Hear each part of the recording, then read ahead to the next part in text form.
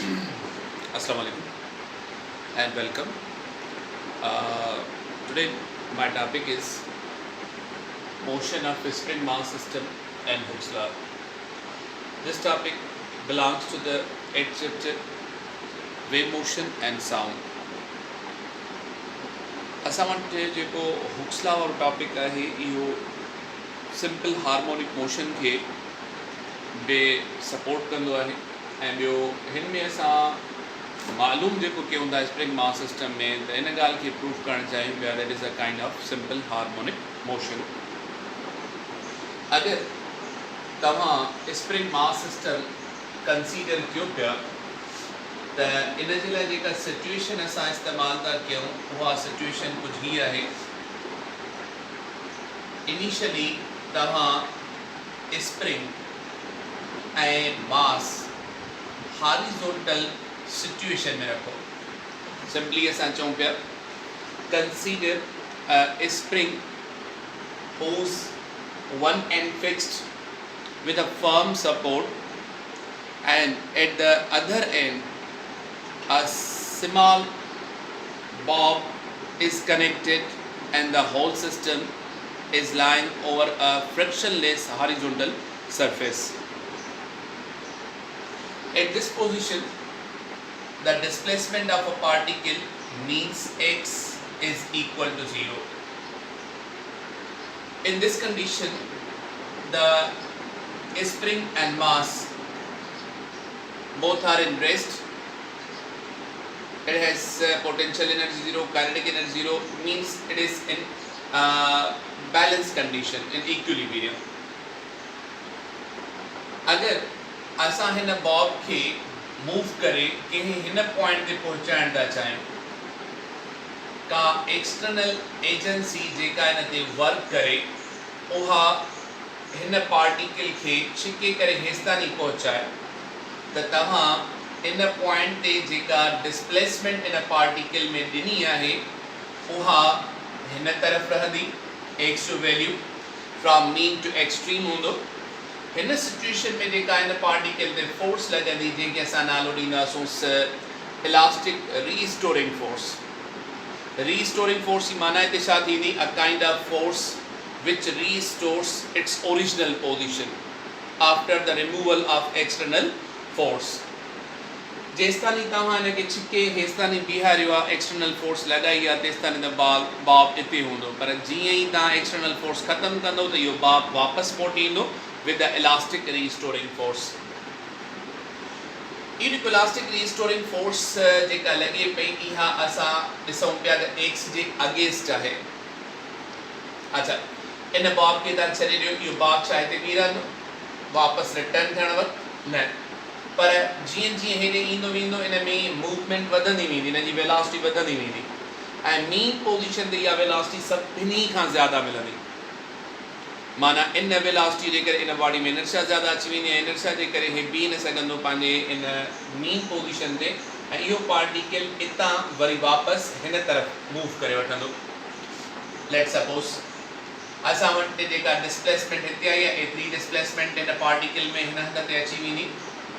Sphere असां वटि vibration जे दौरान नेक्स्ट एक्सट्रीम पोजीशन जेका खणे पियो उहा हीअ. हाणे पार्टिकल जेको हिते पहुतो आहे इन में तव्हां ॾिसो त डिस्प्लेसमेंट इन जी मेन पोजीशन खां कंप्रेशन जी एक्सट्रीम पोजीशन जी तरफ़ आहे. पर हिते जेका फोर्स लॻे पई अगेन मेन पोजीशन जी तरफ़. माना जेको पार्टिकल असां वटि आहे उन में डिस्प्लेसमेंट असां खणूंसि पिया away from the main position but force is towards the main position. हिते बि सिचुएशन इहा आहे. माना असां वटि इहा जेका इलास्टिक रीस्टोरिंग फोर्स आहे it is always opposite to the displacement. त असां हिन पिक्चर मां लिखी सघूं था elastic restoring force is always directly proportional to negative of x. हाणे हिते जेको साइन ऑफ प्रोपोर्शनली आहे उनखे असां रिमूव करे कांस्टेंट आणींदा आहियूं ऐं इक्वल जी साइन. सो हिते असां लिखूंसि पिया f is equal to negative kx. हीअ जेका इक्वेशन आहे इन में जेको असां वटि k आहे इहो असां वटि स्प्रिंग कांस्टेंट. इनखे असां कांस्टेंट ऑफ प्रोपोर्शनलिटी बि नालो ॾींदा आहियूं. here K is constant of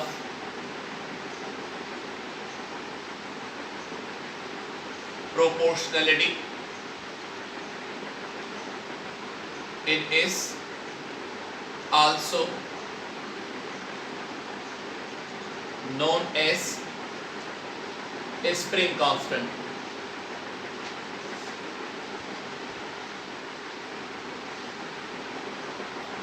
Its value is different for different springs and its SI unit is Newton per meter. In equation के असां नंबर 1 पाढ़े छॾियोसि।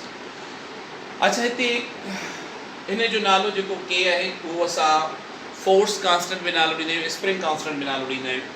हिते थोरी ॻाल्हि हिकिड़ी ज़हन में रखो आहे इहा त हिन बॉब खे हेॾे डिस्प्लेस करणु असांजे लाइ ॾुखियो थी पवंदो अगरि ही स्प्रिंग स्टिफ आहे, इन जो के जो वैल्यू ज़्यादा आहे।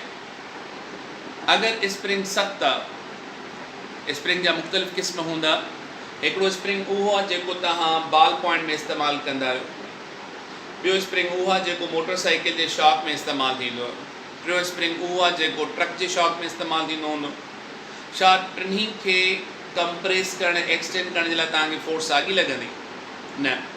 माना अगरि तव्हां पिकासो पेन जेका आहे उनजो तव्हां स्प्रिंग कंप्रेस करणु था चाहियो 1 सेंटीमीटर, त तव्हांजे थम जो पावर उन में इस्तेमालु थींदो आहे। ऐं अगरि तव्हां मोटरसाइकिल त तव्हांखे पंहिंजो सॼो वज़न अप्लाई करिणो पवंदो, तॾहिं थोरो कंप्रेस थींदो। ऐं ट्रक, तव्हां ट्रक ते बीह करे जंपिंग ॾियो तॾहिं बि कोई फ़र्क़ु न पवंदो, कंप्रेस कोन थींदो, उहो इलाही हैवी वेट जे लाइ हूंदो आहे। माना हर स्प्रिंग जी जेका असां वटि इलास्टिसिटी आहे उहा बि ॿी हूंदी, ऐं इन में जेको हीअ असां वटि स्प्रिंग कॉन्स्टेंट आहे इहो बि असांखे मुख़्तलिफ़ मिलंदो। अगरि इहा असां सिचुएशन खणूं था त स्प्रिंग कॉन्स्टेंट ॿिया आहिनि, त इहे स्प्रिंग कॉन्स्टेंट हर स्प्रिंग जे लाइ मुख़्तलिफ़ आहे, पर इहो डिपेंड छा थी थो करे। मिसाल जे तौर ते तव्हां ॾिसो, मां हिकिड़ो स्प्रिंग थो खणा जंहिंजी कंपोजिशन कुझु स्टील जी आहे, उनजो डायमीटर लेंथ एतिरी आहे। अगरि मां इहो ई स्प्रिंग खणा पर उनजी लेंथ हीअ खणा या उनजो डायमीटर मां ही खणा, त हाणे जेको हिन जो स्प्रिंग कॉन्स्टेंट अगरि के आहे त हिन जो स्प्रिंग कॉन्स्टेंट के न हूंदो, हिन जो के जो वैल्यू घटि आहे, लेंथ तव्हां घटाए वरिती आहे त स्प्रिंग कॉन्स्टेंट वधी चुको। जेतिरो साइज़ में नंढो हूंदो स्प्रिंग ओतिरो उनखे एक्सटेंड करणु या कंप्रेस करणु असांजे लाइ ॾुखियो थी पवंदो आहे। साइज़ जीअं वधंदी वेंदी आहे स्प्रिंग जी, उनखे एक्सटेंड करणु कंप्रेस करणु असांजे लाइ ईज़ी रहंदो आहे। माना मां हिते लिखी सघां थो के इज़ रेसिप्रोकल ऑफ लेंथ। अहिड़ी तरीक़े सां अगरि डायमीटर असां खणूं था, डायमीटर हिते वधायो आहे त हिन खे एक्सटेंड करणु आसान हूंदो as compare to this one. हिन मटीरियल जो जेको स्प्रिंग कॉन्स्टेंट आहे उहो असांखे घटि मिलंदो सिर्फ़ु डायमीटर वधण जे करे। इन खां अलावा ॿिया बि फैक्टर आहिनि जंहिं ते स्प्रिंग कॉन्स्टेंट डिपेंड थो करे। हिकु त टेम्परेचर ते डिपेंड कंदो आहे, टेम्परेचर ज़्यादा हूंदो त स्प्रिंग ईज़ीली खुली सघंदो आहे, बंदि थी सघंदो। इन सां गॾु अगरि तव्हां हिकिड़ी जेका वायर आहे स्प्रिंग जी उहा ही इस्तेमालु था कयो, उनजी थिकनेस एतिरी आहे, पर हिकिड़ो स्प्रिंग ही बि थी सघे थो जंहिंजी थिकनेस ज़्यादा हुजे। अगरि थिकनेस ज़्यादा अथसि त इन स्प्रिंग खे खोलणु ऐं बंदि करणु असांजे लाइ अञा ॾुखियो थी पवंदो। माना जेका वायर इन स्प्रिंग खे ठाहिण में इस्तेमालु थियल आहे उनजी थिकनेस ते बि डिपेंड कंदड़ आहे। ॿियो मटीरियल कहिड़ो आहे, प्लास्टिक आहे, स्टील आहे या ज़िंक जो स्प्रिंग ठहियल आहे, उन मटीरियल ते डिपेंड कंदो आहे। सो हीउ जेको के जो वैल्यू आहे इहो डिफरेंट स्प्रिंग्स जे लाइ डिफरेंट मिलंदो ऐं इन सां गॾु इन मटीरियल जेके डिपेंडेंस आहिनि उहे इलाही इफेक्ट रहंदा आहिनि। सो तंहिं करे कॾहिं बि तव्हांखे कंहिं किताब में स्प्रिंग कॉन्स्टेंट जो वैल्यू न हूंदो। हा, ईअं हूंदो त गिवन सपोज थियल हूंदो, बाक़ी कॉन्स्टेंट न रहंदो आहे हमेशह। स्प्रिंग कॉन्स्टेंट हमेशह ॿिया मिलंदा आहिनि। अच्छा मज़े जी ॻाल्हि त इहा आहे त हिकिड़ो जेको स्प्रिंग तव्हां खणो था शुरूआत में एक्सपेरिमेंट जी शुरूआत में उन जो स्प्रिंग कांस्टेंट तव्हांखे ज़्यादा मिलंदो पर उन एक्सपेरिमेंट कंडक्ट कयो था उन ते कोई वर्क था कयो स्प्रिंग ते त जॾहिं एक्सपेरिमेंट तव्हांजो ख़तमु थी चुको कलाक अध खां पोइ 5-10-15 मिंटनि खां पोइ उन जो स्प्रिंग कांस्टेंट चेक कंदो त उहो घटि हूंदो माना हिकिड़े ई स्प्रिंग जा स्प्रिंग कांस्टेंट तव्हांखे ॿिया मिलंदा आहिनि। अच्छा हाणे हिते अचो बेटे त इन स्प्रिंग कांस्टेंट खे हिते ई छॾियूं साथ था हलो हीअ जेका एफ आहे इहा इलास्टिक रीस्टोरिंग फोर्स आहे इहा इलास्टिक रीस्टोरिंग फोर्स हिन सॼे सिस्टम में एक्सिलरेशन पैदा करे थी अगरि एक्सिलरेशन थी पैदा करे त पोइ हिनखे चइबो एक्सिलरेटिंग फोर्स इहा जेका एक्सिलरेटिंग फोर्स आहे त पोइ हिनखे असां लिखी सघूं था equation number 1 can also be a is equal to minus kx or a is equal to minus k upon m into x ही जेका असांखे इक्वेशन मिली आहे इन इक्वेशन में जेका असां एक्सिलरेशन खई आहे उहा असांखे बराबर थी मिले k over m into x in negative sign। अच्छा the factor k upon m for given spring mass system always remain constant। Let's suppose during the vibration the value of k remain constant and also the mass of this sphere remain constant for a supposition मां तव्हांखे तो ॿुधायो त के जो value घटिजी वेंदो आहे प्रैक्टिकल लेवल ते पर अगरि असां एक्सपेरिमेंट कयूं था त पोइ हुनखे सपोज करणो पवंदो आहे कांस्टेंट सो स्प्रिंग जो के कांस्टेंट ऐं ही मास एम में कांस्टेंट अगरि के अपॉन एम कांस्टेंट आहे त पोइ मां हिते लिखी सघां थो a is directly proportional to minus x मां लास्ट टॉपिक में तव्हां सां डिस्कस कयो हुयो त जॾहिं बि एक्सिलरेशन असांजी लिखजी अचे त डायरेक्टली प्रोपोर्शनल आहे नेगेटिव एक्स सां त उनखे सिंपल हार्मोनिक मोशन चइबो आहे त हिते असां हिन थोरी डिस्कशन में इहो प्रूव करे वियासीं त motion of spring mass system is a kind of simple harmonic motion. अच्छा इन सिंपल हार्मोनिक मोशन में जंहिंखे असां स्प्रिंग मास सिस्टम था पढ़ूं उन में इन जो time period in ji angular velocity इन जी जेका असां वटि फ्रीक्वेंसी आहे वेव वेलोसिटी आहे काइनेटिक एनर्जी आहे पोटेंशियल एनर्जी आहे टोटल एनर्जी आहे इहे टॉपिक असांखे पढ़ना आहिनि मां ही बोर्ड इरेज़ कया त वरी असां उन्हनि शयुनि खे डिस्कस करे पिया वठूं।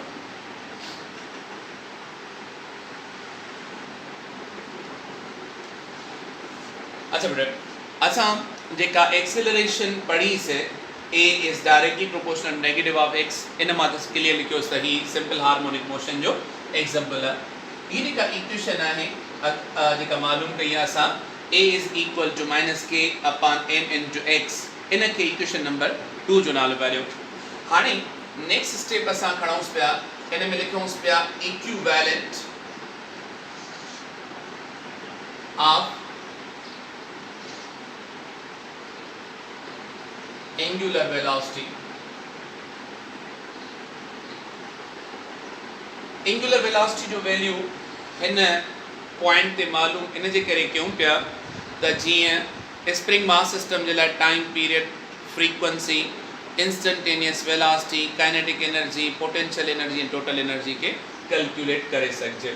अच्छा सिंपली कल्ह जेको असां टॉपिक तव्हां जेके मां रखियो हुयो या लास्ट वीडियोज़ में तव्हां ॾिसी वठंदव त उन में तव्हांखे मिलंदो त जेका एक्सिलरेशन आहे उन बॉडीअ जी which shows the simple harmonic motion that is given by a is equal to minus x omega square।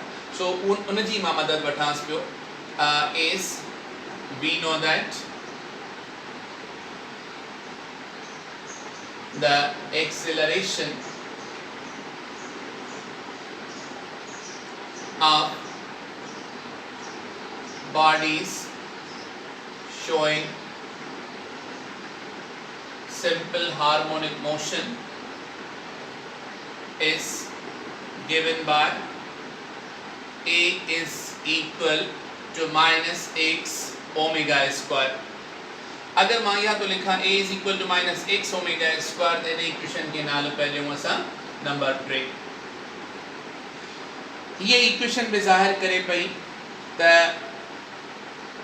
Acceleration simple harmonic motion जी है, ये भी एक्सेलरेशन सिंपल हार्मोनिक मोशन जी है। भाई एक्सेलरेशन इन भाई सिंपल हार्मोनिक मोशन जो आहिनि त ॿिन्ही के इक्वेशंस के इक्वेट करे सघूं था by equating equation 1 and 2 we will get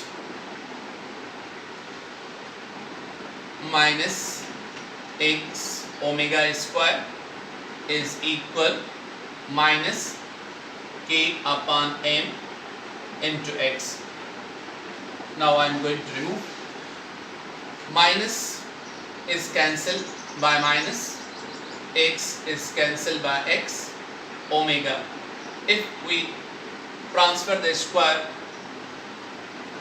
on this side, we obtain the result k over m radical is equal to omega, means angular velocity.